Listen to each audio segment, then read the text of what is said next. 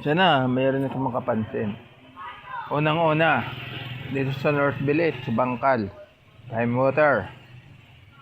Ang lagi kong inaano sa mga tao.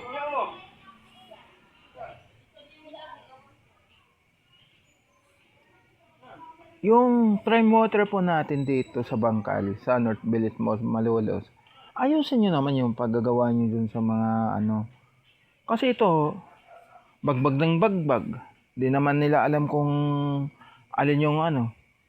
Nagbabagbag sila ng ano ng gagawa sila ng kanal. Di naman nila inaayos yung ano ng kanal. Ano nangyayari nun? Sumasabog. Pagkatapos, binabakho nila, hindi naman na inaayos. Dapat ayusin nila yan. Bago sila maghukay, may kasama sila ng prime water doon na nakaabang. Hindi na kawawain pa yung mga tao dito natin sa Bangkal. Ano nang mangyayari ron? Ano yan? Katangahan ng gumagawa niyan? Kaya sabi ko nga, dapat kayo, wag niyong inaano, wag niyong pinagluloko yung mga tao dito sa Bangkal.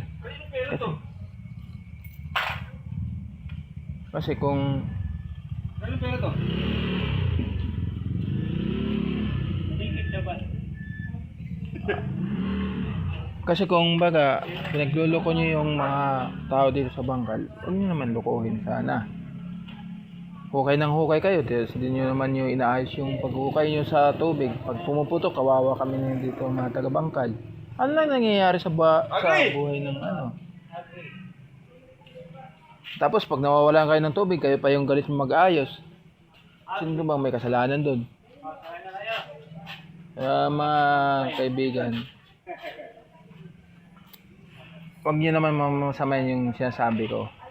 Kasi kapag hindi nyo inayos yung prime water na yan, dito sa Bangkal, wala eh. Ang daming host na nagsasabugan, no pansin kayo. Tapos pag mag-reading kayo ng bill ng kontador ng tubig, napakataas nyo magano. Bakit?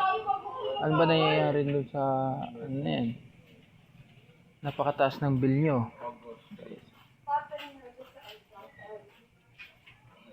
Sasabihin nyo, kasi ganun. Ang daming ngos-ngos, balungos bago maayos yun. Kaya sa susunod, double check sa ano ng prime water dito sa Bangkal. Mga sira hose, ayun ang tutukan nyo. Walang niya naman o.